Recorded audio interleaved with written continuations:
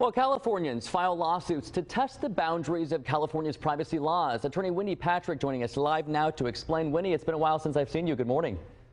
Good morning to you. Okay, so let's kind of break this down. What is this law? I mean, it appears it went into effect January 2020. Is that correct? Well, it did, but remember that it was voted in at the end of 2020 and it actually really takes effect in 2023. So, what we're talking about is the California Privacy Rights Act. And, Eric, let me just sort of break this down as a practical matter. When you are surfing the internet, you're on Google, you're on Facebook, you sometimes notice that you're being targeted with ads that are showing you what you've researched. Right. This can be either a time saver, depending on what it is you're looking for, or it can be very embarrassing and troublesome if you are looking for something private.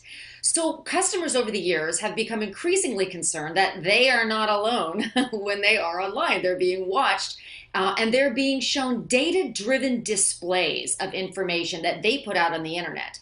So, what we've seen in California, we're always a trailblazer sometimes with different types of legislation, and privacy has been one of them. We've been strengthening our laws that govern what companies can do with our information and how they have to express to us what they're doing, who they're sharing it with, and allowing us to basically opt out. And Wendy, too, it seems like many of these suits filed, let's say, allege that companies have failed to allow people, though, to opt out from the sale of their personal information.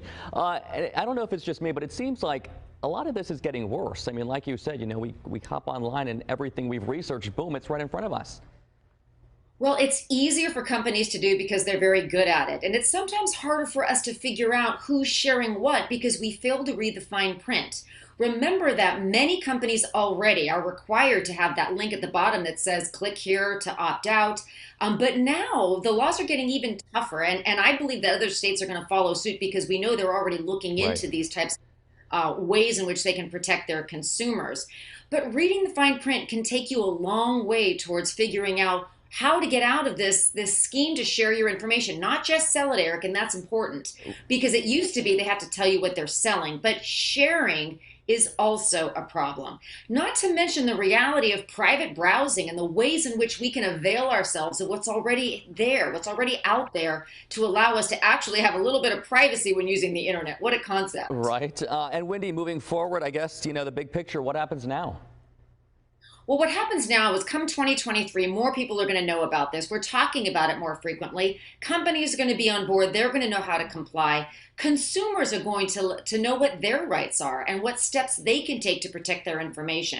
And what I'm hopeful is that not only do we know about it, but we slow down, read the fine print, and actually take the steps we need to take to protect our own data. Yeah, you got to read that fine print. Okay, Attorney Wendy Patrick, appreciate your time. Always good to see you. Take care.